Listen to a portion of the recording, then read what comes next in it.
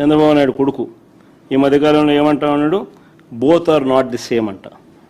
బాలకృష్ణ డైలాగులు ఈయన కొడతా ఉన్నాడు, both are not the same అని పబ్లిక్ మీటింగ్స్లో ఈయన డైలాగ్ కొడతా ఉన్నాడు. గవర్నెన్స్ మీద ఈ లోకేష్ అనే చంద్రబాబు నాయుడు గారు అనే కొడుకు. అవునయ్యా, both can never be same. Chandrababu Naidu garu కొడుకు చెప్తా ఉన్నా, చంద్రబాబు నాయుడు చెప్తా ఉన్నా, both can never be same. వెన్నుపోటుతో పార్టీని పెట్టి పార్టీ గుర్తును దోచేయడం మీ హిస్టరీ. ఎదరొడ్డి నిలబడి ప్రజా మద్దతుతో గవర్నమెంట్ స్థాపించడం మా history. Both can never be same. ప్రజలకు ద్రోహం చేయడం, మేనిఫెస్టోను చెత్తబుట్టలో పడేయడం, ప్రజలను వాడుకోవడం, ఆ తర్వాత వదిలేయడం మీ క్యారెక్టర్.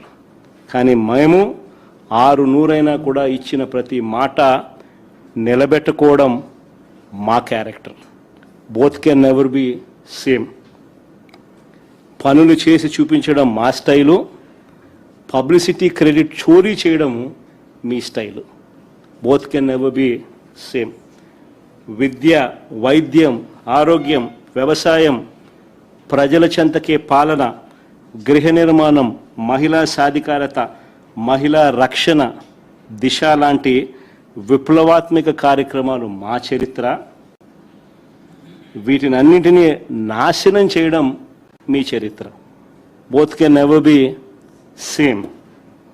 5 ఏళ్లలో పారదర్శకంగా బటన్ నొక్కడం, నేరుగా నా అక్క చెల్లెమ్మల కుటుంబాల ఖాతాల్లోకి నేరుగా 2,73,000 కోట్ల రూపాయలు పంపించడం మా చరిత్ర.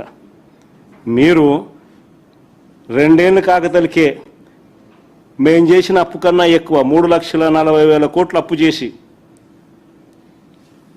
మా ప్రభుత్వ హయాంలో ఉన్న అన్ని పథకాలను రద్దు చేసి మీరు చెప్పిన సూపర్ 6, సూపర్ 7ను మోసాలుగా పెట్టడం మీ చరిత్ర. Both can never be same అయ్యా, తెలుసుకో. సార్ ప్రస్తుతం సార్ ఈ మధ్యకాలంలో ఇంధన పొదుపు పేరుతో సీఎం చంద్రబాబు తన కాన్వాయ్ని తగ్గించుకున్నారని డిప్యూటీ సీఎం కాన్వాయ్ ఇంధన పొదుపులో భాగంగా ఆర్థిక మాధ్యమం ఇంధన పొదుపులో భాగంగా సీఎం, డిప్యూటీ సీఎం, మంత్రులంతా కూడా కాన్వాయ్లు తగ్గించుకున్నామని చెప్తా ఉన్నారు. సో దీని గురించి అంటే పథకాలు కూడా ఇవ్వలేమంటున్నారు కదా. అంటే ప్రస్తుతం మంత్రులే సైకిల్ మీద తిరుగుతున్నారు, రాష్ట్రంలో పథకాలు అమలు అనేది జరగకపోవచ్చు అని చెప్పి కూడాను పరోక్షంగా చెప్తున్నారు అని ఈయన చెప్తా ఉన్నాడు. మన చెవులు పూలు పెడతా ఉన్నాడు. ఈయన చెప్పిన మాట కనీసం ఈయన కొడుకు ఇండు, ఈయన దత్తపుత్రుడు ఇండు. ఎవడు వింటా ఉన్నాడు చెప్పు? ఒక్కొక్కరికి ఒక్కొక్క ప్రైవేట్ చాపరు, ఒక్కొక్కరికి ఒక్కొక్క ప్రైవేట్ విమానము.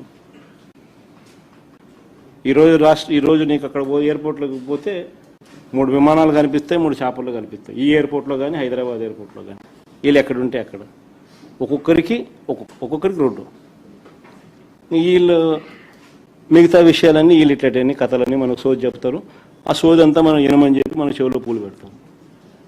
సార్ మీ దగ్గరే ఒక సీనియర్ జర్నలిస్ట్ ఉన్నారు, మీ పార్టీ జనరల్ సెక్రటరీ, ఆయన అరెస్ట్ చేశారు. అంటే ఇలాంటివి అడ్డుకోలేకపోతున్నారు సార్? అంటే అడ్డుకోలేమా సార్?